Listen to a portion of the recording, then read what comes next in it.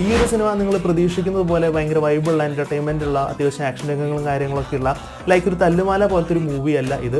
കുറച്ച് എൻ്റർടൈൻമെൻറ്റും കുറച്ച് കോമഡീസും കാര്യങ്ങളുള്ള ഒരു ഡ്രാമ മോഡിലുള്ള അല്ലെങ്കിൽ ഒരു പേര് പോലെ തന്നെ നടികർ അല്ലെങ്കിൽ ഒരു നടൻ എന്താവണം എന്തായിരിക്കരുത് എന്നുള്ള ഒരു കാര്യം ഡിഫറെൻ്റ് ആയിട്ടുള്ളൊരു ട്രീറ്റ്മെൻറ്റിലൂടെ കാണിച്ചിട്ടുള്ള ഒരു മൂവിയാണ്. ടൊവിനോ തോമസിൻ്റെ നല്ല ഒരു പെർഫോമൻസ് ഈ സിനിമയിൽ കാണാനായിട്ട് സാധിച്ചു.